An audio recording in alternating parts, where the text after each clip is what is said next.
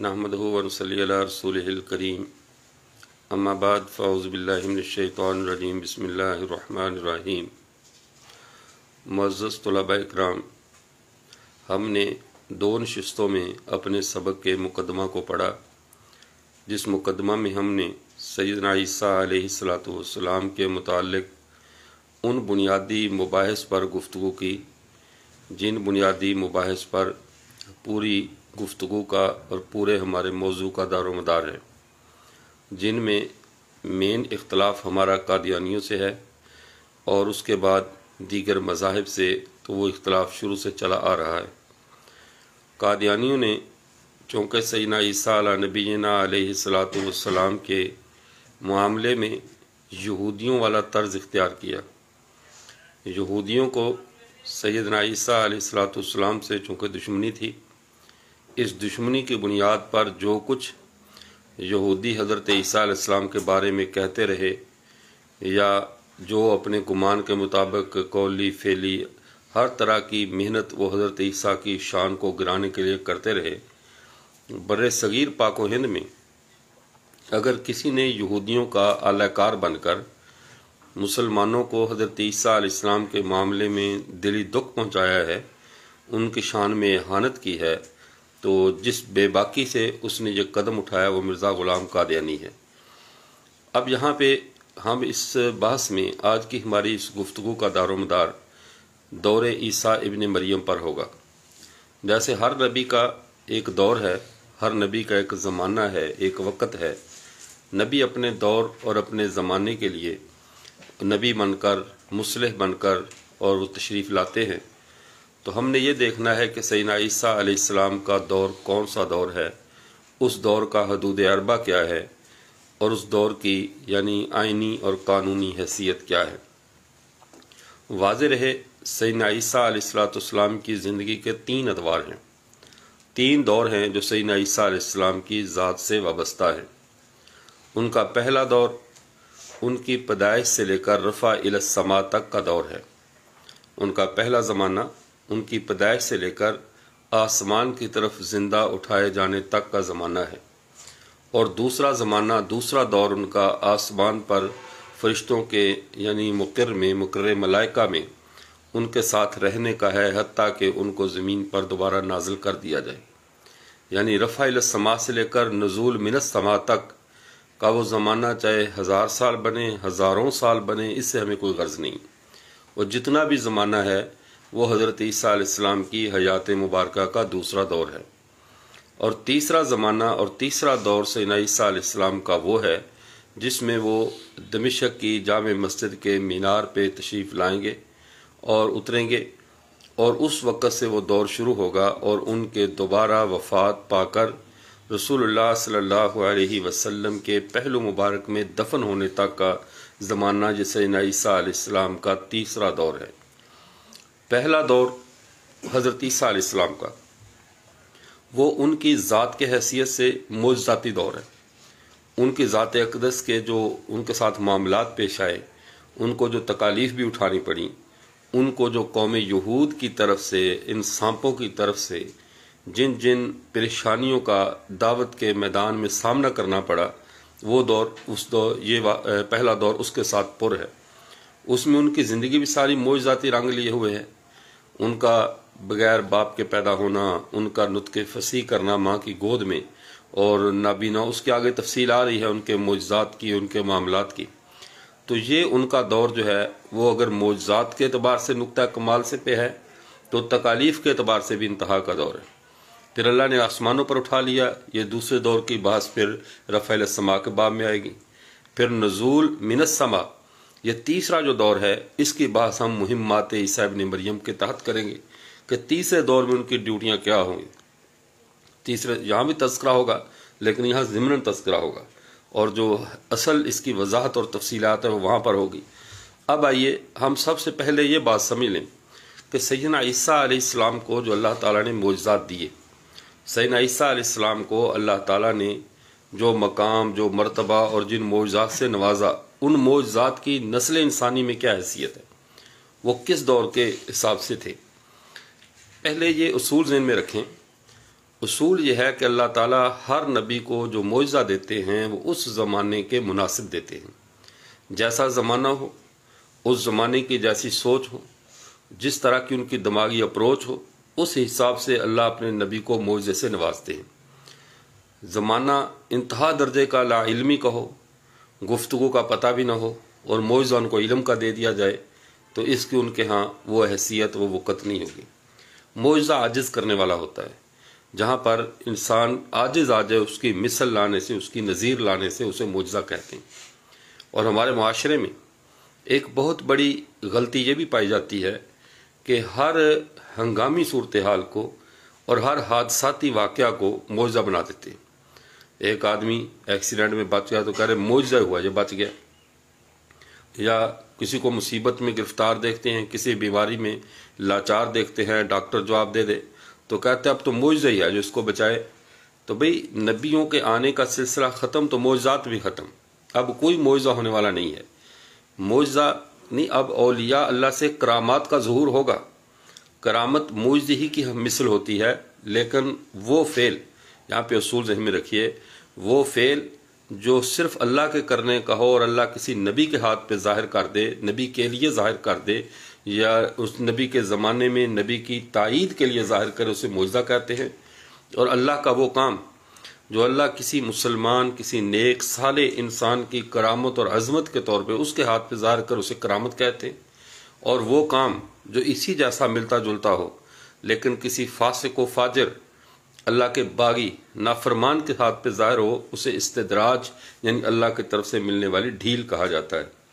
جیسے دجال مردوں کو زندہ کرے گا، آسمان سے بارش برسائے گا، تو یہ ڈھیل ہے، استدراج ہے۔ اور آج بھی جادوگر بھی بہت سارے کچھ ایسے کام کرتے ہیں۔ تو یہ تین چیزیں ہیں، معجزہ، کرامت اور استدراج۔ تو حضرت عیسیٰ علیہ نبینا علیہ السلام ہی نہیں بلکہ ہر نبی کو جو معجزہ دیا جاتا ہے وہ اس زمانے کے مناسب ہوتا ہے، اس زمانے کی ضرورت ہوتا ہے، اور اس کو اسی زمانے کے حساب نظر سے دیکھا جاتا ہے۔ علامہ ابن کثیر رحمۃ اللہ علیہ نے تفسیر ابن کثیر میں اس کی وضاحت فرمائی۔ وہ فرماتے ہیں ہر نبی کو جو معجزہ دیا گیا وہ اس نبی کے زمانے کے مناسب دیا گیا۔ یہ امام کیا نام ہے، حافظ عماد الدین ابن کثیر، ابو الفدا اسماعیل بن کثیر، اپنی تفسیر ابن کثیر کے اندر، یہ جلد نمبر 1 ہے، مختصر تفسیر ابن کثیر کی، صفحہ نمبر 292 ہے۔ اس کے اندر وحی الموتا کی تفسیر کے تحت باذن اللہ، وحی الموتا باذن اللہ کی تفسیر کے تحت وہ فرماتے ہیں، قال کثیر من العلماء بعث اللہ کل نبی من الانبیاء بما یناسب اہل زمانی۔ اللہ تعالیٰ نبیوں کو مبعوث فرماتے ہیں ہر اس معجزے اور چیز کے ساتھ اس زمانے کے مناسب ہو۔ فقان الغالب علی زمان موسیٰ علیہ السلام السحر و تعظیم السحرہ، فرماتے ہیں کہ عیسیٰ موسیٰ علیہ السلام کے زمانے میں جادو کو بڑا نام تھا، جادو کی بڑی حیثیت تھی، اور جادوگروں کی بڑی تعظیم کی جاتی تھی۔ ان کو بہت بڑے پہنچے ہوئے بزرگ سمجھا جاتا تھا، یہ بڑے کرنیوں والے ہیں، بڑے پہنچے ہوئے ہیں، اور ان کی عظمت کی نگاہ سے ان کو دیکھا جاتا تھا۔ فرمایا کہ فقان الغالب علی زمان موسیٰ علیہ السلام سحر، چونکہ ان کے زمانے میں، موسیٰ علیہ السلام کے زمانے میں سحر غالب تھا اور سحار کی، جادوگروں کی عظمت تھی۔ فبعث اللہ بمعجزات، اللہ نے موسیٰ علیہ السلام کو ایسے معجزے کے ساتھ بھیجا، بہرت الابصار وحجرت کل سحار، کہ انہوں نے بصارتوں کو مبہوت کر دیا، اور اور ساتھ جتنے بھی جادوگر تھے ان کو متحیر اور حیران کر دیا۔ ایسا معجزہ کہ جادوگر بھی حیران رہ گئے، یعنی ان کو دور منی کا غلبہ تھا، تو معجزہ ایسے ہی آنا چاہیے نا جو ان کو عاجز کرے۔ تو جادوگروں کو عاجز کرنے والا معجزہ جادو کی مثل تو ہوگا لیکن جادو نہیں ہوگا۔ جادو کی مثل تو کہہ سکتے ہیں کہ وہ کہتے ہیں تم بھی پھینکو، انہیں رسیاں پھینکی، وہ سانپ بن گئیں، تو اب انہی کی مثل سانپ بنایا گیا، لیکن یہ جادو نہیں تھا۔ اس لیے اب سب کے سب جو ہے نا، وہ ان کو جب یہ سامنے یہ چیز آئی، فلما استيقنوا انها من عند العظیم الجبار، جب ان کو یقین ہو گیا کہ یہ تو ایک عظیم جبار کی طرف سے ہے، یہ جادو نہیں ہے، یہ جادو نہیں ہے، تو اللہ کی طرف سے ہے۔ انقاذ للاسلام وصار من عباد اللہ الابرار، انہوں نے اپنی گردنوں کو اسلام کے لیے جھکا دیا جادوگروں نے، اور اللہ کے نیک اور صالح بندے بن گئے، اور ایسے بندے بنے صالح، ایسے فرما بردار بنے، ایسا ایمان لائے اس معجزے کو دیکھ کر کہ پھر جب وہ فرعون نے ان کے مقابلے میں کہا نا کہ تم نے یہ میری اجازت کے بغیر کیسے کر لیا، یہ کیسے ہوا، انہوں نے کہا فقط ایمان تک آ، جو تُو نے کرنا کر لے، ٹھیک ہے نا۔ اب ہم ایمان لا چکے ہیں، اور ایمان کی صفت یہ ہے کہ جب یہ دلوں میں اتر جائے تو پھر دنیا جہان کی تلخیاں اس کی لذت کو کم نہیں کر سکتی۔ سارے شدائد اور سارے مصائب بھی مل کر ایمان کی حلاوت کے یعنی تبدیل نہیں کر سکتی۔ تو انہوں نے کہا فقط ایمان تک کا، جو تو نے کرنا ہے کر لے، لیکن اب ہم موسیٰ کا دامن چھوڑنے والے نہیں۔ آگے وَأَمَّا عِيسَىٰ علیہ السلام فَبَعَثَ فِي زَمَنِ الْأَطِبَّاءِ وَأَصْحَابِ الْعِلْمِ الطَّبِيَّةِ۔ حضرت عیسیٰ علیہ السلام کو اللہ نے طبیبوں کے زمانے میں بھیجا، اور اس وقت طبیب بڑے بڑے نام تھے طبیبوں کے، طب کے اندر ان کو شہرہ تھا۔ اس سب کے باوجود فَجَاءَهُم مِّنَ الْآيَاتِ بِمَا لَا سَبِيلَ لِأَحَدٍ إِلَيْهِ، حضرت عیسیٰ علیہ السلام پھر ایسی آیات اور ایسے معجزات لے کر آئے کہ اس کی طرف کسی اور کو کوئی راہ نہیں تھی، کوئی اور اس میں آگے نہیں آ سکتا تھا، کوئی اور اس میں ایسا کام نہیں کر سکتا تھا۔ وہ کیا تھا؟ وہ یہ چیز تھی ان یکون مؤیدا من الذی شرع شریعہ فمن این للطبیب قدرۃ علی احیاء الجماد، وہ یہ شریعت کی تائید کرے ایسے معجزات۔ وہ کیا کہ طبیب کے لیے کہاں ممکن تھا کہ وہ جمادات میں زندگی کی لہر دوڑا دے، جمادات کو زندہ کر دے، اور اولا مداوت الاکمہ والابرص، یا درست کر دے اس کو، نابینا کو اور اس کوڑی کو، اس مرض کو ختم کر دے، اور وباسا من ہوا فی قبر رہین الی یوم التناد، اور ایسے کو جو قبر میں رہن رکھا جانے والا مردہ ہو قیامت کی صبح تک کے لیے، جس کو قبر میں پڑنا ہو اس کو دوبارہ زندگی دے دے۔ یعنی طب اس دور کی ترقی تو بہت کر چکی تھی، لیکن اس ترقی کے باوجود طبیب ابھی تک نہ موت کا علاج دریافت کر سکے تھے، نہ نابیناؤں کا علاج دریافت کر سکے تھے، نہ کوڑ کے مرض کا علاج دریافت کر سکے تھے۔ تو جب معجزہ آیا تو ان کی جس چیز سے ان کی طبیعت عاجز تھی وہ کر کے بتا دیا۔ اب ان کی عقلیں مان گئیں کہ اب جو ہے وہ یہ عیسیٰ علیہ السلام یہ اللہ کے نبی ہیں، مانے ایمان نہ لائیں نہ لائیں یہ بعد کی بات ہے، لیکن عیسیٰ علیہ السلام کے معجزہ نے ان پر یہ بات واضح کر دی کہ کوئی علیم و جبار علیم ہستی، کوئی خبیر ہستی اور موجود ہے۔ اب ہمارے پیارے وَكَذَلِكَ محمد صلی اللہ علیہ وسلم بَعَثَ فِي زَمَانِ الْفُصَحَاءِ وَالْبُلَغَاءِ،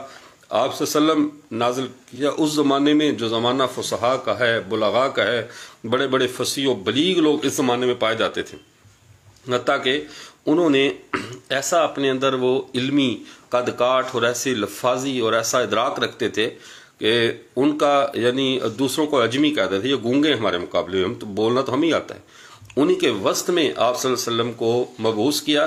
اور آپ نے ایسا قرآن کے سامنے پیش کیا کہ فرمایا کہ تم ایسا کرو، یا تمہیں مثلی اور 82 سورے میں مثلی، اس کی مثل 1 یا 10 صورتیں بنا کر لے آؤ، 10 آیات لے آؤ، اور میں لم یستطیعوا ابدا، اس پر تم کبھی بھی قدرت نہیں رکھو گے، کبھی بھی تم اس پہ غالب نہیں ہو سکتے کہ تم اس کی مثل بنا سکو۔ لو کان بعضهم لبعض ظہیرا، چاہے ان میں سے بعض کے مددگار بھی بن جائیں تو یہ کام تم نہیں کر سکتے۔ یہ تفسیر ابن کثیر میں یہ بات لکھی۔ تو یعنی موسیٰ علیہ السلام کے زمانے میں جب جادو کا عروج تھا تو معجزہ اس زمانے کا مناسب ملا، عیسیٰ علیہ السلام کے زمانے میں طب کو عروج تھا تو معجزہ طب کے مطابق ملا، اور آپ صلی اللہ علیہ وسلم کے زمانے میں علم بلاغت کو عروج تھا تو معجزہ علم بلاغت کے اعتبار سے ملا۔ اب آگے بات کو سمجھیے۔ اب حضرت عیسیٰ علیہ نبینا علیہ الصلوۃ والسلام، اب یہ زمینی یہ تجرباتی دور گزرا ہے، اس میں انسان کی عقلی اور تجرباتی ترقی ہو رہی ہے۔ اب جس طرح اس دور میں ان معجزات کے ساتھ انسان کی عقلی ترقی ہوتی رہی، پھر اس کے بعد اولیاء اللہ جو ہے وہ یعنی جو اہل علم ہیں وہ قوم کی شرعی رہنمائی کرتے رہے، اولیاء اللہ دلوں کا تزکیہ کرتے رہے، یوں نسل انسانی کا قافلہ رہنماؤں کی رہنمائی میں منزل کی طرف گامزن رہا، اور انبیاء کے معجزات کا سلسلہ جا کر ختم ہو گیا حضرت محمد عربی صلی اللہ علیہ وسلم پہ۔ ہمارے آقا صلی اللہ علیہ وسلم کے آنے کے بعد اب کوئی ایسی راہ باقی نہیں رہی کہ جس کے لیے ہمیں کسی روشنی کی ضرورت باقی رہے۔ آپ صلی اللہ علیہ وسلم کو ایسی واضح شریعت دے کر بھیج دیا گیا جس نے نسل انسانی کے تاریک سے تاریک گوشوں کو بھی منور کر دیا۔ اس لیے تو آپ صلی اللہ علیہ وسلم نے فرمایا نا کہ میں ترکتکم علی ملت لیلھا کنہارھا، میں تمہیں ایک ایسی ملت پر چھوڑ کر جا رہا ہوں، ایسی واضح راہ پہ چھوڑ کر جا رہا ہوں جس کی راتیں بھی دنوں سے زیادہ روشن ہیں۔ تو یہ ساری یعنی تجرباتی ترقیوں کے بعد انسان اس منزل پر پہنچا کہ ان کو خاتم النبیین جو نبی ہیں وہ نعمت کے طور پہ دیے گئے، اور آپ صلی اللہ علیہ وسلم کے بعد اس نبیوں کی آمد کے سلسلے کو روک دیا گیا، نبیوں کی آمد کا سلسلہ ختم ہو گیا، اب کوئی نیا نبی کسی نئی نبوت کی ضرورت نہیں ہے۔ اس سے بڑی اور کیا ختم نبوت کی دلیل ہوگی کہ جب دجال کا فتنہ ہوگا اور وہ ایسا فتنہ ہے جس کے ساتھ ٹکرانے کی، جس فتنے کو ختم کرنے کی صلاحیت اور استعداد اس امت کو نہیں دی گئی۔ جب صلاحیت استعداد اس امت کو نہیں دی گئی تو وہ کام نبوت کا ہے، تو اس کے لیے ضروری تھا کہ اسی کام کے لیے کوئی نیا نبی آ جاتا، اور کسی کام کے لیے چلو نہ بھی آتا تو اس کام کے لیے تو کوئی نیا نبی آتا ہے، لیکن نبوت ایسے بند ہوئی ہے اب اس کام کے لیے بھی، قتل دجال کے لیے بھی سابقہ نبی کو بھیجا جائے گا، یعنی سابقہ نبی عیسیٰ علیہ السلام آ کر اس امت کی مدد اور نصرت کریں گے، اور یہ ختم نبوت کے منافی نہیں ہے۔ ختم نبوت کا مطلب یہ ہے کہ اب نبوت ملنا ختم ہو گئی ہے، اب نبوت ملنا ختم ہو گئی ہے، اب کسی اور کو نبوت نہیں ملے گی۔ اور دوسری چیز، ختم نبوت کا ایک معنی تکمیل دین بھی ہے، کہ جو نبوت کے مقاصد ہیں، جس مقصد کے لیے انبیاء کا سلسلہ ہوتا ہے، انبیاء زمین پہ تشریف لاتے ہیں، وہ مقصد پورا ہو گیا ہے۔ وہ علم کا مقصد، اللہ کی طرف جانے والی راہوں کی رہنمائی کا مقصد، اور اس میں کسی قسم کا کوئی، یعنی نسل انسانی کی رہنمائی میں کوئی اندھیرا باقی نہ رہے، نشیب و فراز سے ہر جگہ پہ زندگی کے وہ رہنمائی کرنے والی شریعت مل جائے، وہ مل چکی۔ اور یہ تکمیل دین، تکمیل مقصد ختم نبوت بمعنی تکمیل نبوت، کہ جو نبوت کے مقاصد ہیں وہ سارے پورے ہو گئے ہیں، اب کوئی ایسا مقصد باقی نہیں ہے جس کے لیے کسی نئے نبی کی ضرورت پیش آئے۔ قتل دجال والا ایشو ہے، لیکن نبوت ختم ہونے کی وجہ سے قتل دجال کے لیے بھی سابقہ نبی کو رکھا گیا، عیسیٰ علیہ السلام کو، تاکہ وہ جو اللہ کی مدد اور نصرت کا وعدہ ہے سارے نبیوں سے لیا گیا کہ اس محمد صلی اللہ علیہ وسلم کی امت کی مدد اور نصرت کرو گے، تو عیسیٰ علیہ السلام آ کر وہ نبیوں کا جو وعدہ ہے اس کی تکمیل کریں گے اور اسے پورا کریں گے۔ اب ہم آگے دیکھتے ہیں حضرت عیسیٰ علیہ السلام، اب ان کا جو مقام و مرتبہ ہے، عیسیٰ علیہ السلام کا جو پہلا دور کیسے گزرا۔ عیسیٰ علیہ السلام کا دور اگر ہم ان کی پیدائش سے شروع کریں کہ عیسیٰ علیہ السلام پیدائش کے وقت حضرت مریم علیہ السلام ان کے یعنی حضرت نفخہ جبرائیلی سے حمل ٹھہرا اور ان کی پیدائش ہوئی۔ قوم کا حیران ہونا ایک بنتا تھا، لیکن قوم کے حیرانگی کو نہیں دیکھا جائے گا۔ اللہ نے پہلے حضرت مریم علیہ السلام کو بتلا دیا تھا کہ جو ہم تمہیں دے رہے ہیں نا، عیسیٰ علیہ السلام بچائے گا، یکلم الناس فی المہد وکہلا، وہ لوگوں سے کلام کرے گا گود میں بھی اور بڑھاپے ادھیڑ پن میں بھی، یعنی عمر کے 2 حصوں میں وہ ان سے کلام کرے گا، بچپن گود میں بھی، یعنی مہد گود کے اندر بھی، اور کہل اور بڑھاپے ادھیڑ عمر میں بھی۔ اب جب عیسیٰ علیہ السلام پیدا ہوئے، حضرت مریم علیہ السلام انہیں لے کر قوم کے پاس آئی۔ قوم کا اعتراض یا ذہن میں ایک شبہ اور اشتباہ پیدا ہونا وہ تھا بھی، کیونکہ کنواری عورت کا یہ بچہ جننا، اور یہ اللہ کی خاص قدرت سے تھا، اور ایسا ان کی عقل میں نہیں تھا کہ ایسا ہو سکتا ہے، لیکن ان کی عقل کو کامل تو کرنا تھا نا، ان کو بتانا تھا کہ اللہ کی قدرت کس حد تک وسیع ہے۔ تو حضرت عیسیٰ علیہ السلام کا جب پیدا ہوئے، اب ان کی قوم کے اعتراضات اپنی جگہ پہ، لیکن اب بچے نے ماں کی گود میں کلام کیا، جس کو کہتے ہیں نا، ان کا فصیح نطق انہوں نے ماں کی گود میں کیا، اور گود میں کیا کہا، انی عبداللہ اتانی الکتاب، میں اللہ کا بندہ ہوں، مجھے کتاب دی گئی، وجعلنی نبیّا، اللہ نے مجھے نبی بنایا، وجعلنی مبارکا اینما کنت، اور مجھے اللہ نے مبارک بنایا، میرے لیے برکت کو رکھا، میں جہاں کہیں بھی ہوں، میں جہاں بھی رہوں برکت میرے ساتھ ہے۔ اب انسان کہاں رہتا ہے؟ زمین پہ رہتا ہے نا، تو مبارکاً اینما کنت پھر کہنے کی کیا ضرورت پیش آئی؟ اس لیے کہ جس طرح عیسیٰ علیہ السلام کی پیدائش عام انسانی ضابطے اور قانون سے ہٹ کر ہے، عام انسانی ضابطے اور قانون سے ہٹ کر حضرت عیسیٰ علیہ السلام بن باپ کے پیدا ہوئے، اور عام انسانی رسم سے، عام انسانی طرز سے ہٹ کر ماں کی گود میں کلام کیا، تو اسی طرح عام انسانی طرز سے ہٹ کر یہ زمین کے علاوہ کسی ایسی جگہ پر اور بھی رہیں گے جو اس زمین کا حصہ نہیں ہے۔ اس لیے فرمایا وجعلنی مبارکاً اینما کنت، مجھے مبارک بنایا، میں جہاں کہیں بھی رہوں۔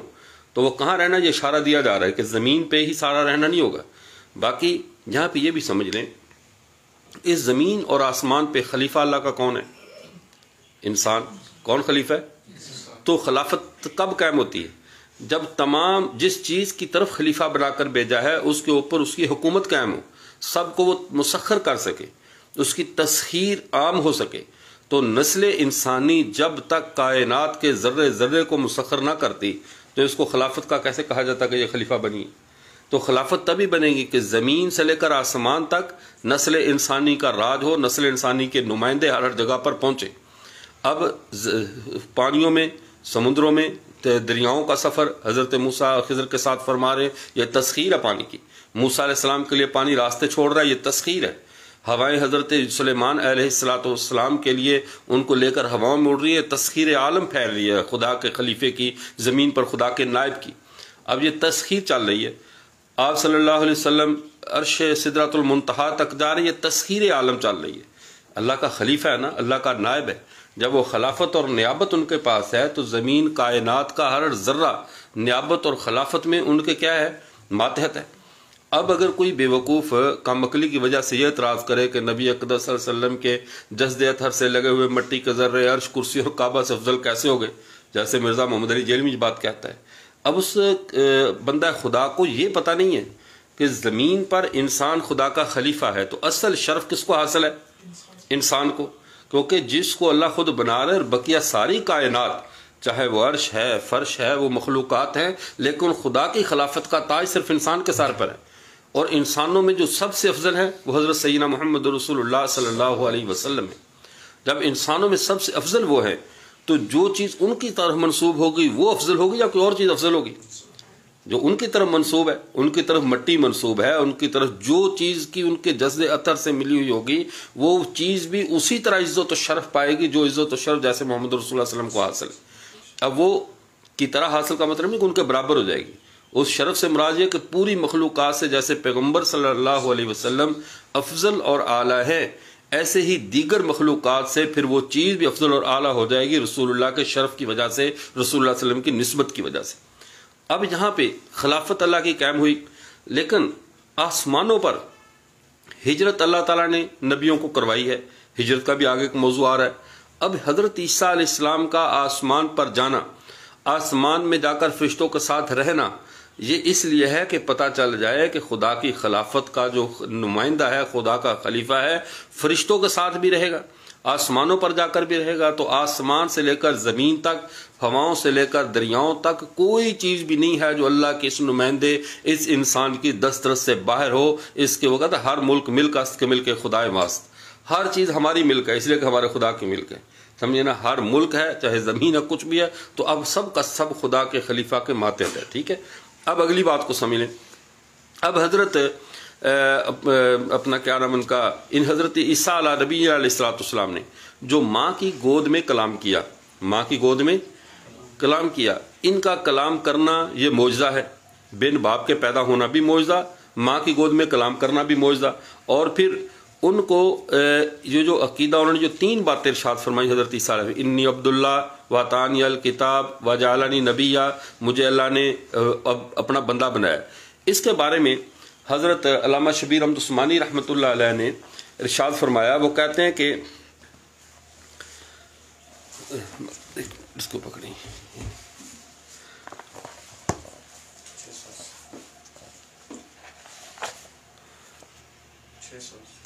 چھ سو اسی ادھر ہے آپ کے پاس ہے، نشانی لگا ہوا جی، یہ اس کا صفحہ نمبر 680 ہے، تفسیر عثمانی، سورہ مریم کی اس تفسیر کے تحت، اس آیت کی تفسیر کے تحت حضرت علامہ عثمانی رحمۃ اللہ علیہ بڑی پیاری انی عبداللہ واتانی الکتاب وجعلنی نبیہ فرمایا، حضرت عیسیٰ علیہ السلام نے یہ جو باتیں کی اس میں رد کر دیا، رد کیا تین گمراہ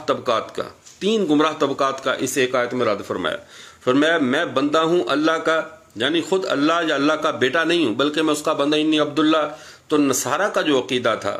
عیسائیوں کا جو عقیدہ تھا کہ وہ خدا کے بیٹے ہیں، اس کی نفی ہو گئی نہیں، کیونکہ بندگی عبودیت یہ مخلوق کے ساتھ جچتی ہے، اور جو بیٹا ہے خدا کا بیٹا بھی تو خدا ہوگا،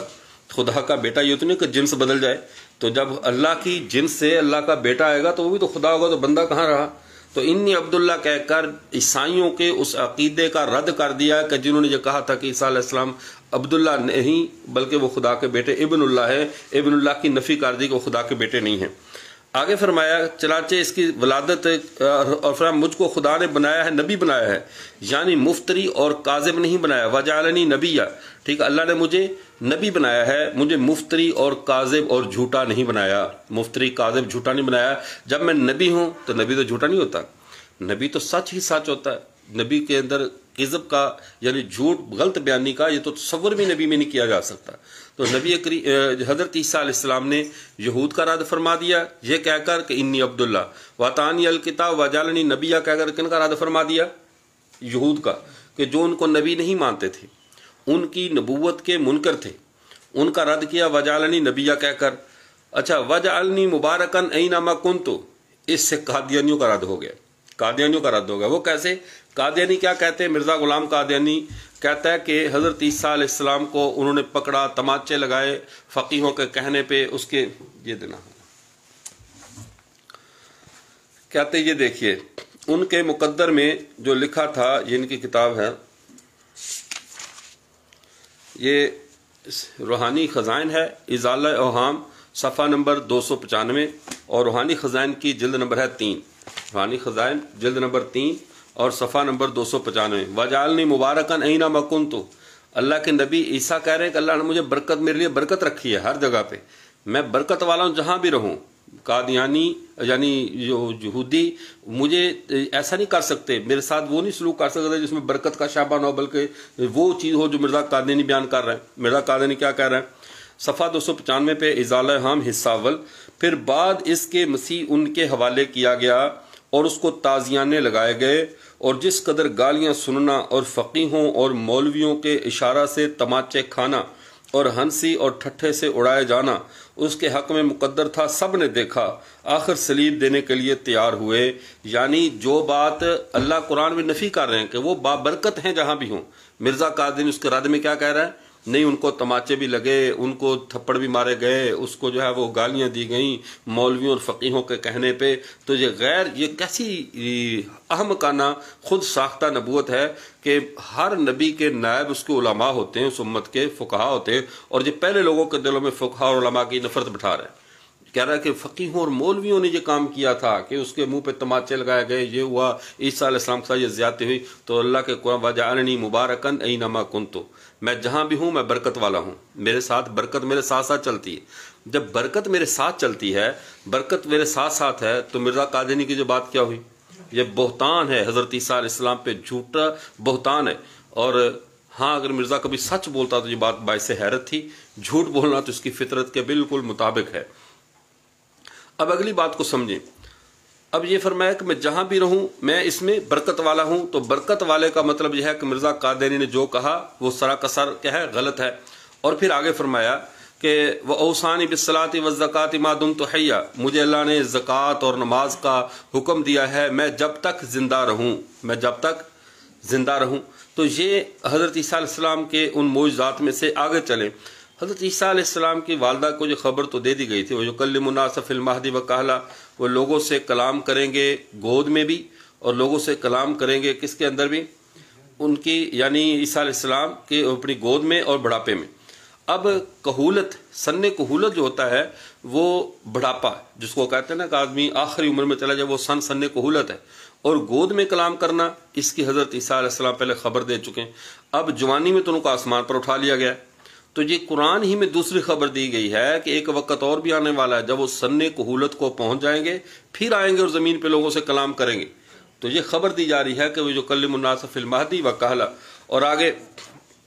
اب اس دور کے لیے جب وہ اس زمین پر تشریف لائیں گے تو اس دور کے حساب سے ان کو علم کی بھی تو ضرورت ہے یا نہیں ہے؟ بتائیں بھائی، جب ان کو اس دور کے اعتبار سے علم کی ضرورت ہے، یہ قبل از وقتی حوالہ دے دیتے ہیں، ابھی تو اس کو نہیں مانگا میں نے۔ اچھا، اب حضرت عیسیٰ علیہ السلام کا آگے یہ جو دوسری بات میں عرض کر رہا ہوں کہ عیسیٰ علیہ السلام نے سن کہولت میں زمین پر آ کر پہنچیں گے اور پہنچ کر اس میں کلام کریں گے، لیکن اب جب وہ دوبارہ اگلے دور میں آئیں گے تو ان کی رہنمائی کون کرے گا؟ ان کے لیے رہنمائی کس طرز کی، کون سی شریعت ہوگی، کس شریعت کے ساتھ ان کی رہنمائی کرے گی؟ بعض بے وقوف لوگ یعنی جن اپنی طرف سے اپنے مسلک کا دفاع کرتے ہیں، باوجود کہ ہم حنفی ہیں، امام اعظم ابو حنیفہ رحمہ اللہ کی چاروں فقہا کے مقابلے میں امام اعظم ابو حنیفہ رحمہ اللہ کے فقہ کو ترجیح دیتے ہیں، اسے ہم زیادہ حق پر سمجھتے ہیں، دوسروں کو دوسرے بھی حق پہ ہیں، باطل پہ ہم انہیں بھی نہیں کہتے، لیکن یہ اولا اور غیر اولا کا فقہا کے حق اور ثواب یا ثواب یحتمل الخطا اور خطا یحتمل الثواب جو آپ نے نور الانوار رسول شاچی وغیرہ میں پڑھا ہوگا، لیکن اس سب کے باوجود بعض لوگوں کا یہ کہنا کہ حضرت عیسیٰ علیہ السلام آئیں گے اور فقہ حنفی کی پیروی کریں گے، یہ سراسر غلط ہے، اس لیے کہ سیدنا عیسیٰ علیہ نبینا علیہ الصلوۃ والسلام نبی ہیں، اور نبی کبھی امتی کی تقلید نہیں کرتا۔ نبی امتی کی تقلید یہ الگ بات ہے کہ امام اعظم ابو حنیفہ رحمہ اللہ کے اکثر اجتہادات، اکثر ان کے جو فقہی فتاوی ہیں وہ موافقت کریں گے سیدنا عیسیٰ علیہ السلام کے، یعنی عمل کرنے کے ساتھ ان کے عمل سے موافقت کریں گے۔ عملی موافقت کا پایا جانا اور بات ہے، لیکن جیسے مجتہد دوسرے مجتہد کی پیروی نہیں کرتا، اس کے لیے تقلید جائز نہیں ہوتی۔ تقلید عامی جو غیر منصوص اجتہادی مسائل میں اجتہاد کرنے کی صلاحیت نہ رکھتا ہو، تقلید اس شخص کے لیے ہے جو غیر منصوص اجتہادی مسائل میں اجتہاد کرنے کی صلاحیت نہ رکھتا ہو۔ تو جیسے غالباً حضرت اکاڑوی رحمہ اللہ، پتہ نہیں حضرت گنگوہی، اب مجھے صحیح یاد نہیں، شاید حضرت گنگوہی رحمہ اللہ، تو ان سے کسی نے کہا تھا، کسی ایسے غیر مقلد نے کہنے لگا حضرت آپ اتنے بڑے عالم ہیں، اتنے بڑے علامہ اور محقق اور مجتہد ہیں، پھر بھی آپ تقلید کرتے ہیں، یہ میرے لیے حیرت کی بات ہے۔ تو حضرت فرمایا جیسے یہ حیرت کی بات ہے ایسے میرے لیے بھی حیرت کی بات، آپ اتنے بڑے جاہل اور پھر بھی تقلید نہیں کرتے۔ سمجھ آئی بات کہ اگر مجتہد ہونا تقلید کے لیے آپ کو عیب لگ رہا ہے تو جاہل ہونا جو عدم تقلید کے لیے عیب نہیں لگ رہا۔ اچھا، ان کی بھی تقلید کی عجیب بات ہے، وہ عام طور پہ لوگ پتہ کیا کہتے ہیں، چاروں اماموں نے، ایک دوست مجھے کہنے لگا کہ چاروں اماموں نے اپنی تقلید سے منع کیا ہے، تو پھر تم تقلید کیوں کرتے ہو؟ میں نے کہا تقلید کہتے کس کو؟ کہہ رہے اماموں کی بات ماننے کو۔ میں نے کہا چاروں نے تقلید سے منع کیا اور تم رک گئے، یہ کیا ہے؟ چاروں نے منع کیا کہ تقلید نہیں کرنی اور تم نے ان کے کہنے پہ نہیں کی، تو یہ بھی تو تقلید ہے کہ چاروں اماموں نے منع کیا اور تم رک کر بیٹھ گئے، تو یہ بھی تو تقلید ہے۔ تو میں عرض یہ کر رہا تھا، خیر یہ تو ضمنی بات آئی کہ حضرت امام ابو حنیفہ رحمہ اللہ مجتہد ہیں، ان کا درجہ دیگر فقہاء یا علماء سے زیادہ ہے، لیکن کسی نبی سے زیادہ نہیں ہے۔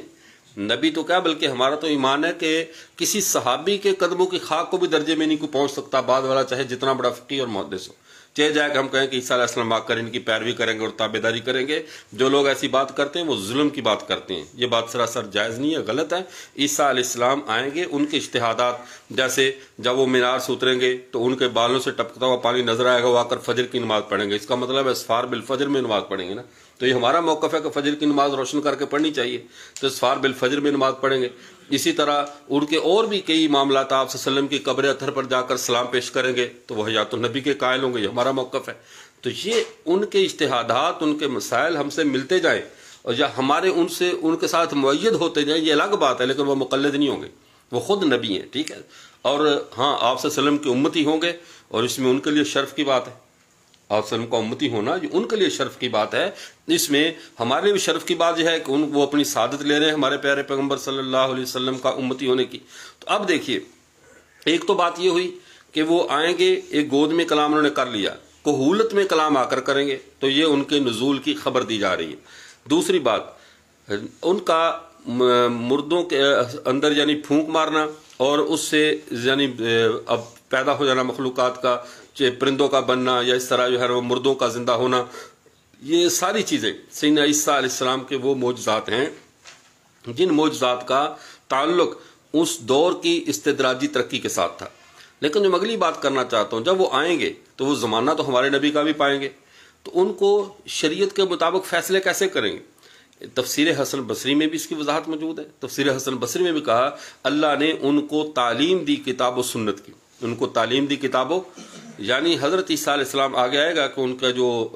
شریعت ہے، ان کا جو علم ہے، وہ تقریباً سارے علوم کو محیط ہوگا، ساتھ لے کر چلنے والا ہوگا۔ حضرت موسیٰ علیہ السلام کی شریعت، چونکہ پہلے وہ تورات کے تابع تھے، جب تورات کے تابع تھے تو تورات کا بھی علم ہوا، پھر ان پر انجیل اتری تو انجیل کا علم بھی ہوا، پھر اس دور میں وہ خود آ رہے ہیں تو اس دور کا علم بھی ان کو دیا جائے گا بقدر ضرورت، جتنی ان کے حساب سے اس دور میں ضرورت ہے، اس دور کا علم بھی ان کو دیا جائے گا، تاکہ وہ اس دور میں بھی جو انتظامی امور میں رہنمائی کی ضرورت ہے، شرعی امور میں ہمیں کسی رہنمائی کی ضرورت نہیں ہے، یہ بات ذہن میں رکھیے۔ اب شریعت تبدیل نہیں ہوگی، کوئی حکم تبدیل نہیں ہوگا، کوئی عقیدہ تبدیل نہیں ہوگا، اس لیے اب شرعی نہیں بلکہ انتظامی امر، جیسے ہر دور کے انتظامی امور میں ہمیں آزاد رکھا گیا کہ تم مسجدوں میں اپنا تمہارا انتظامی معاملہ جس کو مرضی امام بناؤ، جنگ لڑنے کے لیے صاف بندی جیسے کرنی کرو، وہ اس دور کے انتظامی امور ہے۔ ہر انتظامی معاملے کا منصوص ہونا ضروری نہیں ہوتا، شرعی معاملات کا جن کے اوپر نصوص کے اوپر بنیاد بنتی ہے ان کا منصوص ہونا ضروری ہے۔ جیسے تعلیم و تعلم ہے، اللہ کے نبی صلی اللہ علیہ وسلم نے پڑھایا، اس دور میں صحابہ صفا نے پڑھا، تو اس دور کی تعلیم و تعلم، اس دور کے تقاضے، اب تعلیم پڑھنا پڑھانا یہ منصوص ہے، یہ نصوص سے ثابت ہے، لیکن پڑھنے کا طریقہ کار کیا ہو؟ کسی جگہ مدارس بن رہے ہیں، حفظ کی درسگاہیں بن رہی ہیں، آپ کو کہے اللہ کے نبی کے دور میں نہیں تھے، تو اس کا منصوص ہونا ضروری نہیں، ایک انتظامی معاملہ ہے۔ تبلیغی جماعت کے ساتھ جاتے ہیں لوگ، وہاں دین سیکھتے ہیں، تو وہاں کا انتظامی معاملہ ہے، اس میں چلے 4 مہینے کے لیے کوئی دعوت و تبلیغ اور تزکیہ نفس یہ منصوص ہے، یہ نص سے ثابت ہے، لیکن اس کا طریقہ کار اور انتظامی امر یہ ہر دور کے اپنے اپنے تقاضے ہیں، کچھ روزہ لگائے، کچھ چلا لگائے، کچھ سال لگائے، تو اس کا منصوص ہونا ضروری نہیں ہے۔ تو اسی طرح عیسیٰ علیہ نبینا علیہ الصلاۃ والسلام جب دوبارہ تشریف لائیں گے تو حضرت عیسیٰ علیہ السلام کے انتظامی امور میں رہنمائی جو ہوگی وہ شریعت محمدیہ کے ذریعے، وہ انتظامی امور میں قوم کی رہنمائی کریں گے، اور اس کی وضاحت حضرت مولانا شبیر احمد عثمانی رحمۃ اللہ علیہ سورہ آل عمران کے اندر یہ تفسیر میں وہ لکھتے ہیں کہ یعنی لکھنا عام کتاب ہدایت کا عموماً اور تورات و انجیل کا اللہ تعالیٰ خصوصاً ان کو علم عطا فرمائیں گے اور بڑی گہری حکمت کی باتیں تلقین کرے گا، اور بندہ کا خیال ہے کہ ممکن ہے کتاب و حکمت سے مراد قرآن و سنت ہو، کیونکہ حضرت مسیح نزول کے بعد قرآن و سنت رسول صلی اللہ علیہ وسلم کے موافق حکم کریں گے، اور جب ہی ہو سکتا ہے جب ان چیزوں کا ان کو علم دیا گیا ہو، یعنی جب دوبارہ آئیں گے تو اس وقت وہ کتاب و سنت کے مطابق فیصلہ کریں گے، اور یہ تب ممکن ہوگا جب وہ ان کو اس چیز کا علم دیا گیا ہو۔ اب آگے یہ تو تھی حضرت عیسیٰ علیہ السلام کے علوم کی بات، ان کے معجزات کی بات تو آپ نے پڑھی، میں نے عرض کیا کہ حضرت عیسیٰ علیہ السلام کا مردوں کو زندہ کرنا صرف نفخہ عیسیٰ سے، یعنی پھونک سے مریضوں کو شفا یاب کرنا، پھونکوں سے علاج، یعنی یہ دم وغیرہ کرنا، یہ اس جیسے کیا جاتا ہے، قرآن پڑھ کر پھونکا جاتا ہے، جھاڑ پھونکی جاتی ہے، اور یہ جائز امر ہے، یہ شریعت میں ناجائز امر نہیں ہے، یہ جائز امر ہے۔ عیسیٰ علیہ السلام پھونک مارتے تھے، لوگوں کو شفا مل جاتی تھی، تو ہم اللہ کا قرآن پڑھ کر کسی کو دم کریں اسے شفا مل جائے تو کوئی حرج والی بات نہیں ہے، احادیث مبارکہ موجود ہیں، یہ ایک مستقل موضوع ہے۔ لیکن یہ الگ بات ہے کہ شرکیہ تعویذات اور شرکیہ ایسی چیزیں جو اللہ سے دور کر کے اسباب کے ساتھ جوڑنے والی ہوں، ان چیزوں پر اعتماد کرنا اور ایسا علاج کرنا وہ جائز نہیں ہوگا۔ ہاں اگر اسباب کو بھی محض ایک یعنی صحت کا اور وسیلہ سمجھتے ہوئے، لیکن اصل شافع، اصل شفا دینے والی ہستی اللہ کی ذات کو سمجھتے ہوئے صحیح عنوان والے تعویذات اور دم کیا جائے تو اس میں کوئی حرج والی بات نہیں ہے۔ تو میں آگے عرض کر رہا تھا، اب ایک اگلی بات سمجھ لیں، اتباع عیسیٰ علیہ السلام قیامت تک رہے گی۔ وَجَاعِلُ الَّذِينَ اتَّبَعُوكَ فَوْقَ الَّذِينَ كَفَرُوا، کس طرح آیت ہے؟ جو لوگ آپ کے متبعین ہیں ان کو غالب رکھے گا اللہ تعالیٰ قیامت کی صبح تک، الی یوم القیامہ، قیامت تک وہ لوگ جو ہے نا وہ آپ کے متبعین دوسروں پہ غالب رہیں گے۔ یہ خبر دی جا رہی ہے، یعنی کسی نبی کی اتباع کی خبر نہیں دی گئی کہ قیامت تک رہے گی، ہر نبی کی اتباع اپنے اپنے علاقے تک رہی، اپنے اپنے زمانے تک رہی، نبی کا زمانہ ختم تو اتباع بھی ختم۔ لیکن سیدنا عیسیٰ علیہ السلام کی اتباع کی خبر دی گئی ہے کہ عیسیٰ علیہ السلام کی اتباع کسی نہ کسی درجے میں صبح قیامت تک جاری رہے گی، اور ان کے متبعین ان کے منکرین پہ غالب رہیں گے، ان کے متبعین ان کے منکرین پہ۔ حضرت عیسیٰ علیہ السلام کے منکر ہے قوم یہود، مسلمان تو منکر نہیں ہے، مسلمان تو عیسیٰ علیہ السلام پر ایمان لانے والے ہیں، تو منکر کون ہے؟ تو یہودی عیسائی قوم کے ہمیشہ تابع رہے۔ ابھی بھی دیکھیں اسرائیل بن گیا، لوگ کہتے بڑا فتنہ امت مسلمہ کے لیے وہ درد سر تو بنا ہوا ہے، لیکن آج تک وہ امریکہ اور ان جیسے لوگوں کی باج گزار ریاست ہے، ان کے ماتحت ریاست ہے، اس کی کوئی اتنی حیثیت تو نہیں ہے۔ آج اگر عیسائی ریاستیں یہودیوں کے سر سے اپنا دست شفقت اٹھا لیں، اس یعنی وادیتی کے ان بگڑے ہوئے بچوں کو ذرا ان کی سرپرستی چھوڑ دیں تو یہودیت دوسرے دن ہی اپنا نام و نشان کھو بیٹھے گی۔ تو ان کے اوپر آج بھی غلبہ عیسائیوں کا ہے، آج بھی عیسائی ریاستوں کے ماتحت یہودی زندہ ہیں۔ انہوں نے بھی کیا کیا، یہودی شریر قوم اتنی ہے، جس ملک میں بھی ہو نا اس ملک کی معیشت پہ، اس ملک کے تمام اکانومی، ہر چیز کو کنٹرول کرنے کے چکروں میں رہتی ہے۔ تاجر لوگ ہیں نا، تاجرانہ ذہنیت رکھتے ہیں،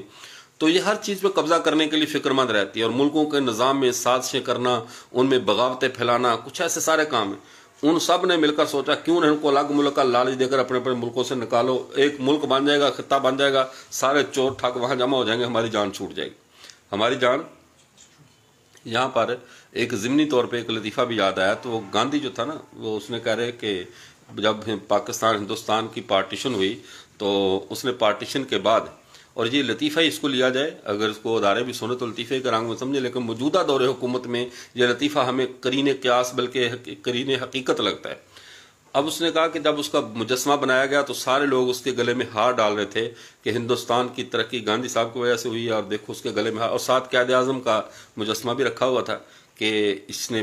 پاکستان بنایا، لیکن اس کے گلے میں کوئی ہار نہیں ڈال رہا تھا. تو قائد اعظم کے گلے میں کوئی ہار نہیں ڈال رہا تھا. تو گاندھی صاحب کو بتایا گیا، چونکہ ان کا ملک تھا وہ کر سکتے تھے ایسا.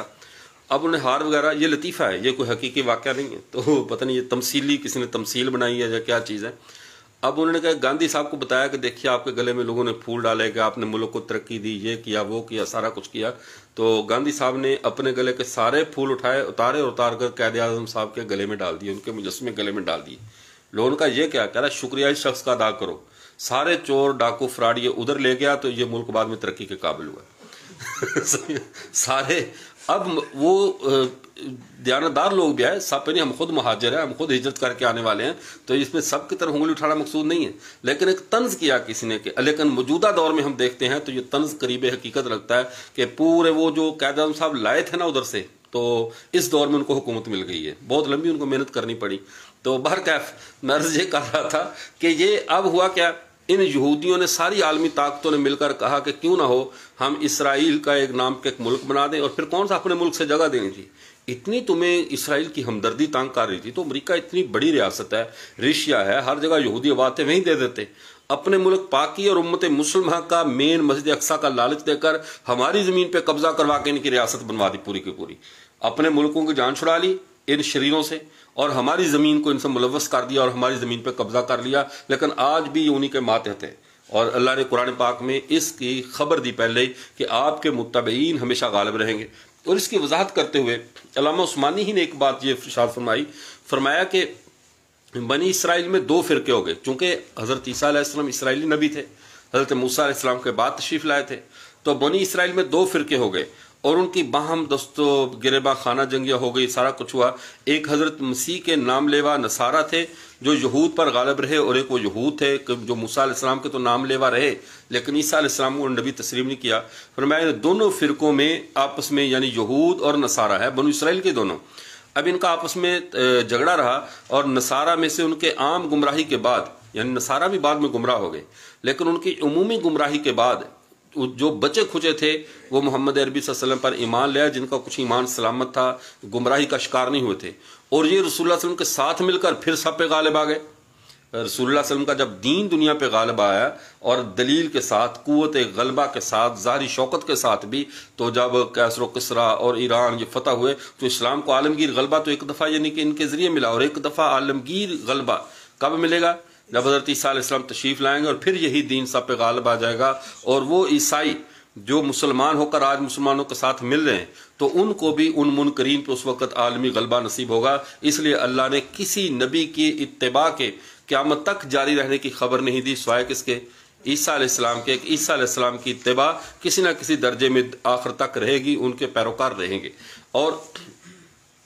یہ اتباع کی خبر ہے، اتباع کا حکم نہیں جا رہا کہ آخر تک قیامت تک ان کی اتباع کی کریں، بلکہ اتباع ہمارے پیغمبر کی چلے گی. اب اصل اتباع ہمارے پیغمبر کی ہے. یہ جھوٹے سچے یہ الگ موضوع ہے، لیکن اب چونکہ ان کا نام قیامت کی صبح تک ان کے دین کو کسی نہ کسی شکل میں باقی رہنا ہے، اور وہ باقی رہے گا اور یہودیوں پہ غالب رہے گا، عیسیٰ علیہ السلام کے منکرین پہ غالب رہے گا. تو یہ غلبہ، اس غلبے کی خبر اللہ تعالیٰ نے قرآن پاک میں دی ہے. اب آگے چلیں. دوسری چیز حضرت عیسیٰ علیہ السلام کے بارے میں، عیسیٰ علیہ السلام کو اللہ نے وجاہت کا وعدہ کیا، وجیہن فی الدنیا والآخرہ، وہ دنیا اور آخرت میں وجیح ہوں گے. یہ عیسیٰ علیہ السلام کا پہلے دور کی باتیں چل رہی.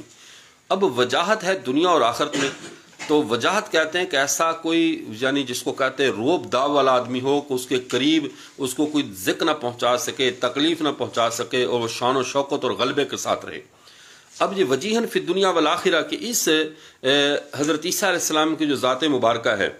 اب پہلی زندگی جو پہلا دور ان کا گزر چکا ہے، رفع الی السماء سے پہلے کا دور،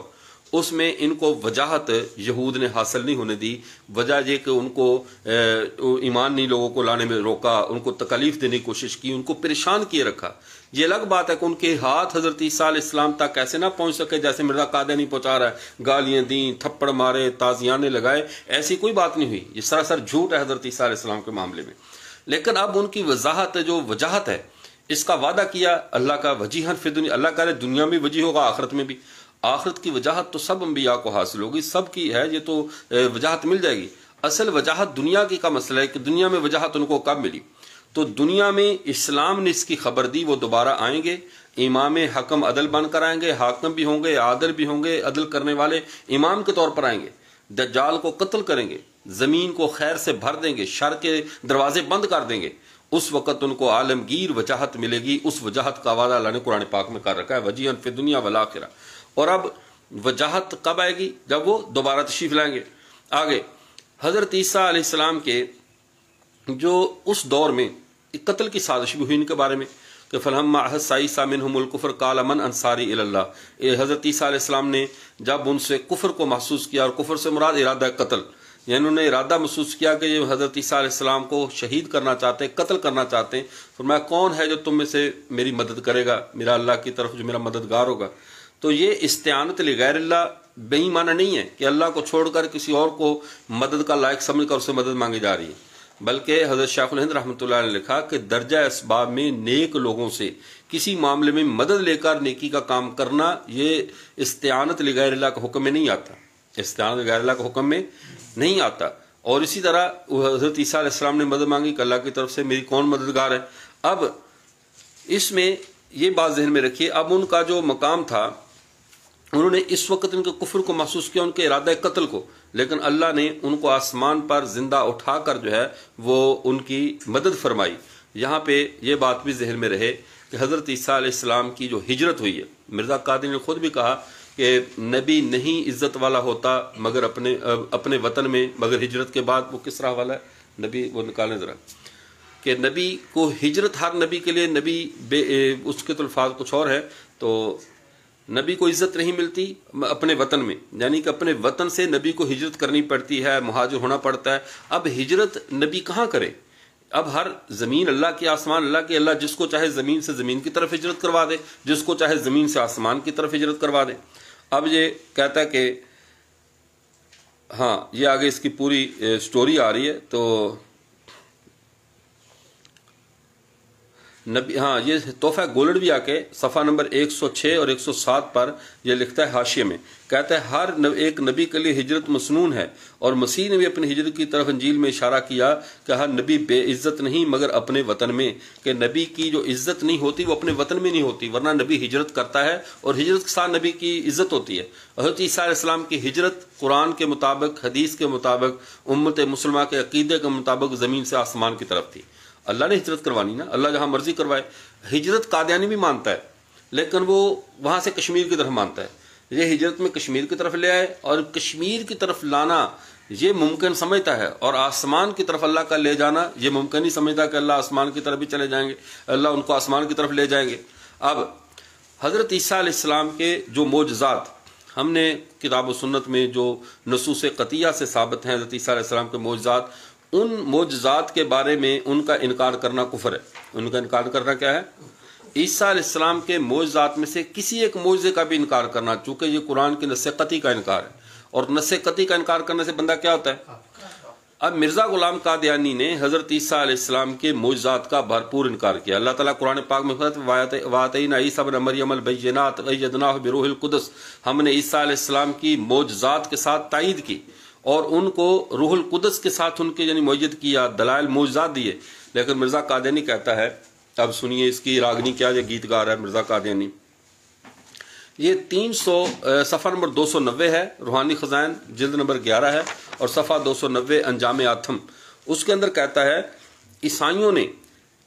بہت سے آپ کے معجزات لکھے ہیں، مگر حق بات یہ ہے کہ آپ سے کوئی معجزہ نہیں ہوا، یعنی جن معجزات کا اللہ قرآن میں تذکرہ کر رہے اس میں کہہ رہے حق بات یہ ہے کہ عیسیٰ علیہ السلام سے کوئی معجزہ نہیں ہوا۔ اس دن کے آپ نے معجزہ مانگنے والوں کو گندی گالیاں دیں اور ان کو حرام کار اور حرام کی اولاد ٹھہرایا۔ اس روز سے شریفوں نے آپ سے کنارہ کیا اور نہ چاہا کہ معجزہ مانگ کر حرام کار اور حرام کی اولاد بنے۔ اب دیکھیے، اب قادیانی سے جب یہ عبارت پیش کرتے ہیں ہم صفحہ 290 انجام آتم کی، اور جو روحانی خزائن کی جلد نمبر 11 ہے، انجام آتم صفحہ نمبر 290، تو اب وہ کہتے ہیں نہیں، یہ تو عیسائیوں کی باتیں نقل کی ہیں۔ کن کی باتیں نقل کی ہیں؟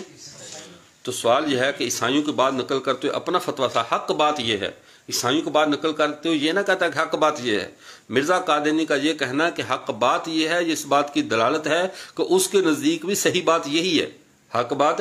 یہ اس کا قول بن گیا، اب عیسائیوں کا قول نہیں رہا۔ عیسائیوں کی کتابیں تو تحریف ہو گئی، تبدیلی ہو گئی، اس میں جو کچھ ہونا تھا سو ہو گیا، لیکن نقل تو کرتے ہوئے اس کی تائید کر رہا ہے یہ کہہ کر کہ حق بات یہ ہے، یہ تائید کر رہا ہے حق بات ہے۔ جب تو حق بات یہ ہے کہہ رہا ہے تو اس کا مطلب ہے کہ تو نے اس بات کو تسلیم کر لیا۔ پھر کہتا ہے عیسیٰ علیہ السلام سے کوئی معجزہ نہیں ہوا، عیسائیوں نے لکھے ہیں، تو قرآن کی آیت کا انکار ہے یا نہیں؟ یہ دعوی نبوت نہ بھی کرتا مرزا غلام قادیانی تو ان آیات بینات کا انکار کرنے سے بھی کافر تھا، عیسیٰ علیہ السلام کے معجزات کا انکار کرنے سے بھی کیا تھا؟ تو یہ عیسیٰ علیہ السلام کی زندگی کا وہ یعنی پہلا دور تھا۔ دوسرا دور ان کا ہے فرشتوں کے ساتھ جو گزر رہا ہے مقرر ملائکہ میں، اس دور کی وضاحت اپنے وقت پر آئے گی۔ اور تیسرا دور جو ہے عیسیٰ علیہ السلام کا وہ اچھا ہاں دوسرا دور ہجرت کا، دوسرے دور کے بارے میں یہ کتاب دوبارہ یہی واپس دے مجھے۔ دوسرے دور کے بارے میں اس نے ایک اور بات کہی، کہنے لگا کہ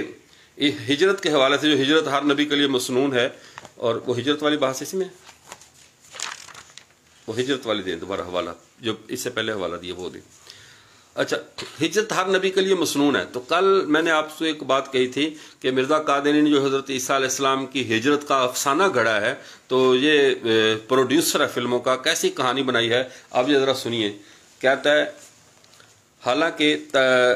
اور وہ تاریخی ثبوت جو ہمیں ملے، یہ نبی ہے اور بنیاد اپنی نبوت کی تاریخ پہ رکھ رہا ہے، یعنی تاریخی ثبوت جو ہمیں ملے ان سے معلوم ہوتا ہے کہ نصیبین سے ہوتے ہوئے پشاور کی راہ سے پنجاب میں پہنچے۔ عیسیٰ علیہ السلام آ رہے ہیں، ٹھیک ہے، خیال کرنا عیسیٰ علیہ السلام آ رہے ہیں اور مرزا قادیانی لا رہا ہے، کیسے کہیں کی اینٹ کہیں کا روڑا، بھانمتی نے کنبا جوڑا، یہ اس کی حالت ہے۔ کہہ رہا ہے وہ تاریخی ثبوت جو ہمیں ملے، یہ تحفہ گولڈویہ صفحہ نمبر 106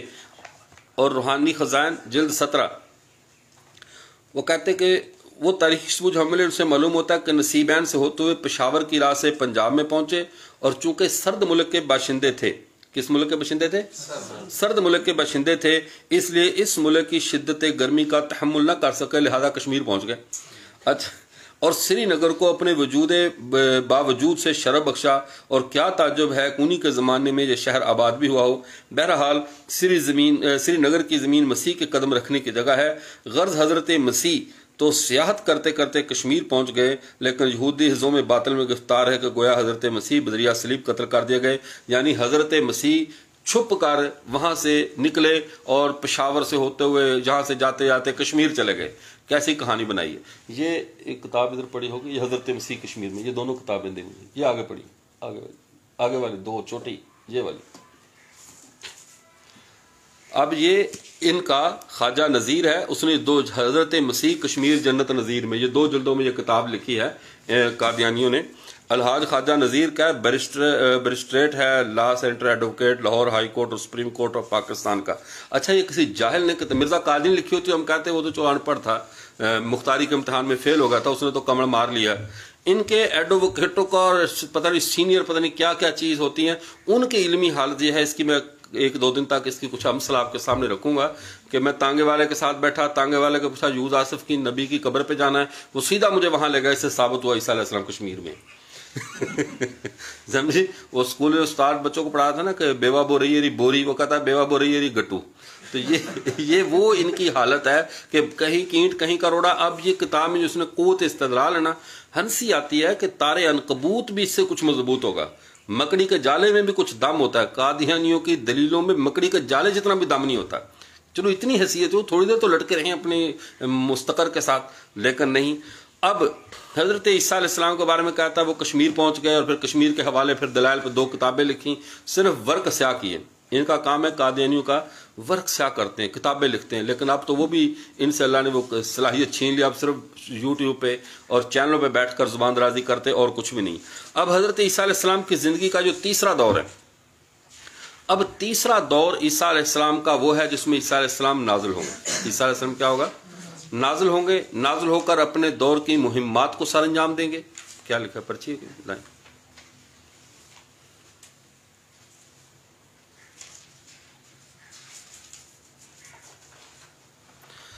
تو اب اس میں یہ سوال آیا درمیان میں کہ کیا مرزا قادری نے ہجرت کی تھی؟ تو ہجرت نہیں کی تھی وہ نبی کیسے ہوا؟ اس نے ہجرت کی تھی لاہور کے لیٹرین میں مرنے کے لیے، اور لیٹرین میں مر گیا اور مر کے پھر واپس چلا گیا، بس اس کی اتنی ہجرت ہے اور اس کے زیادہ کوئی نہیں۔ اچھا اب بات کو سمجھیے، وہ یہ طویل کے گھوڑے پہ بیٹھنا ہے، اس کو بنا سکتے ہیں، یہ تو میں نے ان کو بتا دیا، اب اس کی انہوں نے دلیل بنا لینا کہ کیونکہ اس نے لیٹرین میں مرنے کے لیے کیا نہیں تھا، تو اب یہ ان کا کوئی پتہ نہیں ہے۔ دھیان سے بات کرنی چاہیے کہ ہم ان کو بطور مذاق کے کہیں اور اسی کو دلیل بنا کر، جیسے یہ کتاب میں 2 جلدیں لکھ دی، 1 جلد اور آ جائے، تو ان کا کچھ پتہ نہیں چلتا نا بیچارے۔ یہ ہیں وہ کوڑا کرکٹ اکٹھا کرنے والے، یعنی جیسے عمارت بن جائے نا تو ارد گرد کچرا پڑا ہوتا ہے، روڑے کنکر سارا، جب دین مکمل ہو گیا، عمارت مکمل ہو گئی، اب یہ عبارات قبر ڈھونڈ ڈھونڈ کر نبوت کو نکال رہے ہیں۔ ننوتوی صاحب نے یہ کہہ دیا، فلاں نے یہ کہہ دیا کہ جب عمارت مکمل ہو جائے تو کچرے سے عمارتیں تھوڑی کھڑی ہوتی ہیں۔ ارد گرد کے اقوال جو جس کے بھی ہوں، اگر ختم نبوت کے منافی ہیں تو ان کی حیثیت نہیں ہے، ان کی وہ وقت نہیں ہے کہ ہم ان کی طرف، ہاں تم غلط سمجھ کر بات ادھر لے جاؤ اور بات ہے، تم غلط سمجھو، ورنہ اکابر کے بھی ایسے اقوال نہیں ہیں جو یہ بناتے ہیں، لیکن بہرحال ان کا کام ہے کچرا اکٹھا کرنا۔ تو اب میں عرض کر رہا تھا کہ حضرت عیسیٰ علیہ السلام کا جو تیسرا دور ہے، تیسرے دور میں عیسیٰ علیہ السلام زمین پر نازل ہوں گے، اور نازل ہو کر وہ اپنی ان کی مہمات ہیں، وہ مہمات عیسیٰ ابن مریم میں اس پر مستقل بحث آئے گی۔ اچھا قادیانی، مرزا غلام قادیانی باوجود کہ پورا زور لگایا کہ وہ عیسیٰ علیہ السلام فوت ہو چکے ہیں، پورا زور لگایا کہ اب میں مسیح ابن مریم ہوں، اب ان کے رفع اور نزول کا عقیدہ نہ رکھو، وہ عیسائیوں کی طرف سے آیا ہے، یہ ہے وہ، سارے بہانوں کے باوجود، لیکن اس کے اندر سے کبھی کبھی جو آواز اٹھتی تھی نا کہ تو جو ہے نا وہ یہ غلط کر رہا ہے، دلائل اور ہیں، تو پھر اس نے فوراً تھوڑی سی گنجائش بھی رکھی تیسرے مسیح کے آنے کی۔ یہ اپنی وہ کتاب، پہلے وہ مرزا قادیانی کتاب روحانی خزائن جلد 3 صفحہ 197۔ اب ان کے آنے کی اس نے گنجائش رکھی۔ مرزا قادیانی کہتا ہے کہ یہ روحانی خزائن صفحہ نمبر 197 کہتا ہے کہ ممکن اور بالکل ممکن ہے، اس بیان کی روح سے کہہ رہا ہے ممکن اور بالکل ممکن ہے کہ کسی زمانہ میں کوئی ایسا مسیح بھی آ جائے جس پر حدیثوں کے بعض ظاہری الفاظ صادق آ سکیں، کیونکہ یہ عاجز اس دنیا کی حکومت اور بادشاہت کے ساتھ نہیں آیا۔ یہ ازالہ ہام صفحہ نمبر 197 اور 198 پہ یہ بات 198 میں مکمل ہو رہی ہے، حصہ اول روحانی خزائن جلد نمبر 3۔ اب اس کے اندر کیا کہہ رہا ہے کہ ہو سکتا ہے ایک ایسا ممکن اور بالکل ممکن ہے، ناممکن جب مرزا قادیانی کہہ رہا ہے ممکن ہے کوئی ایسا مسیح آئے، جو اب مرزا بھی سمجھتا ہے کہ حدیثوں کے اور نصوص کے ظاہر الفاظ میری تائید نہیں کر رہے، وہ یہ مانتا تھا اپنے دل میں، اس کی بات تھی، اسی لیے وہ کہہ رہا ہے کہ میں اس کے مطابق نہیں ہوں، میں نے باطنی تعویلات کا گھوڑا دوڑایا ہے، اور باطنی تعویلات سے ہی چل چل کر میں اس مقام تک پہنچا ہوں کہ میں نے نبوت کا دعویٰ کیا، لیکن اس کے باوجود نئے کسی ایسے کے آنے کا امکان باقی ہے، نئے کسی ایسے کے آنے کا امکان جس پر حدیثوں کے ظاہری الفاظ فٹ آئے، تو ہم کریں ایمان نہیں، ہمارا تمہارا امکان ہے، ہمارا ایمان ہے کہ انہوں نے آنا ہے، امت مسلمہ کا ایمان ہے جس تم امکانی درجے میں رکھ رہے ہو۔ آگے چلے، سائنسی لائن ادھر رکھ دیا کریں جو پرچی وغیرہ۔ تو اب اس کے بعد مرزا قادیانی نے عیسیٰ علیہ السلام کے آنے کے معاملے میں جب اتنی مضبوط روایات کو دیکھتا تھا تو کبھی کبھی بد دل بھی ہو جاتا تھا۔ یہ بھی ایک لطیفہ ہے،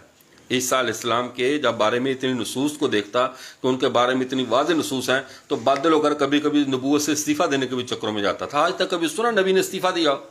اور درخواست کی ہو کہ یا اللہ مجھے ڈیٹ ایکسپائر سمجھ کر میں یہ کام نہیں کر سکتا؟ ایسا جب بنانی خود ہے تو استعفے بھی خود ہی دے سکتا ہے، یہ ایسا کذاب دے سکتا ہے کہ جس نے نبوت گھڑی بھی خود، بنائی بھی خود، اور ان کا خدا بھی برطانیہ میں بیٹھا ہوا تھا۔ اب یہ 40 ہے روحانی خزائن جلد نمبر 17،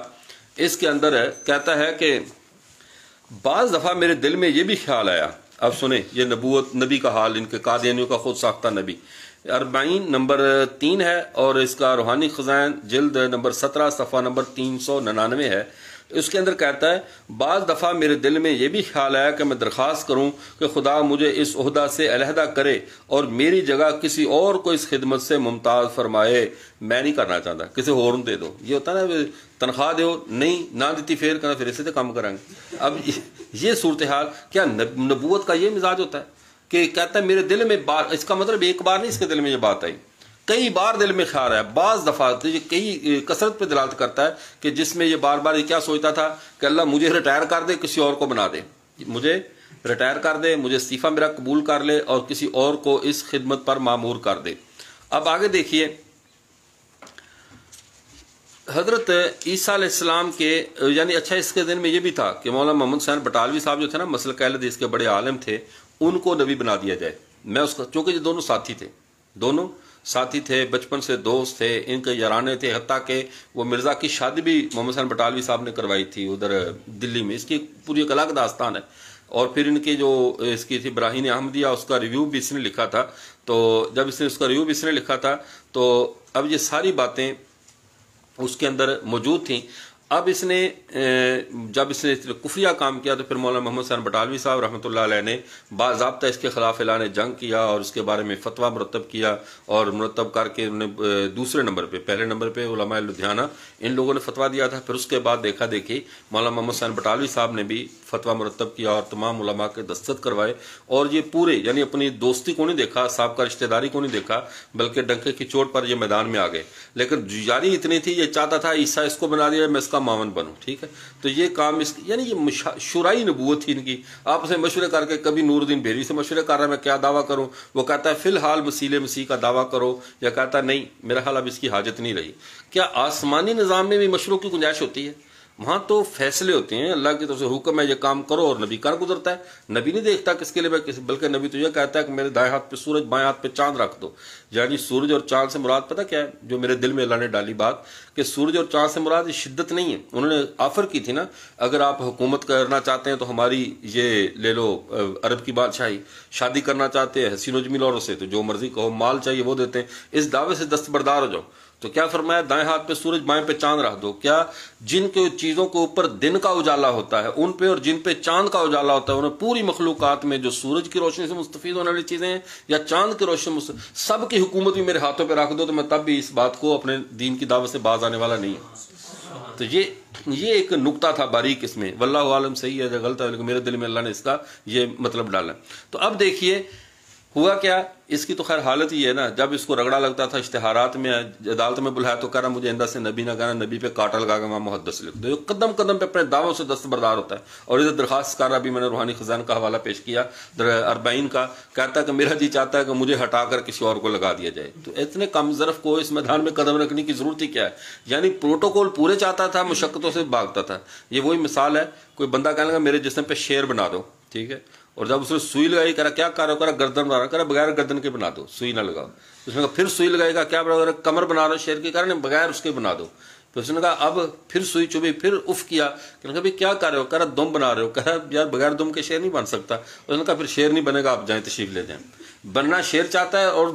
جرت اتنی ہے نہیں کہ اس پہ استقامت کا مظاہرہ کرے. تو بہرحال یہ ایک بزدل مرزا قادینی کا دور ہے. 3 دور ہیں عیسیٰ علیہ السلام کے. نمبر 1 عیسیٰ علیہ السلام کا پہلا دور. نمبر 2 جس میں عیسیٰ علیہ السلام کا یہ بغیر باپ کے پیدا ہونا، ماں کی گود میں کلام کرنا، بیماروں کو شفا دینا، مردوں کو زندہ کرنا، اور اللہ کی کتاب کا دعویٰ کرنا کہ مجھے اللہ کتاب دیں گے، میں اللہ کا نبی ہوں، واجعلنی مبارکا اینما کنت، جہاں بھی ہوں میں برکت والا ہوں. یہ ساری باتیں کرنا اور یہودیوں کو اسلام کی طرف بلانا، پھر یہودیوں اکٹھا ہو کر ان کو قتل کرنے کی سازش کرنا، اللہ کا سازش سے بچا کر آسمان کی طرف لے جانا. یہ ہے وہ دور. پہلا ختم ہوا، دوسرا دور ابھی ان کا گزر رہا ہے، تیسرا دور قرب قیامت ان کا شروع ہوا جب وہ دوبارہ نازل ہوں گے. اس کو ہم مہمات عیسیٰ علیہ السلام کے ضمن میں ذکر کریں گے. وآخر دعوانا الحمدللہ رب العالمین.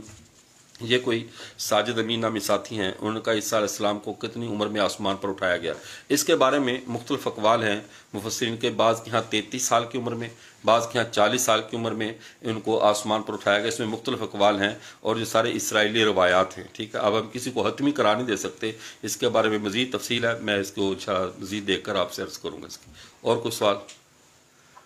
وآخر دعوانا الحمدللہ رب العالمین.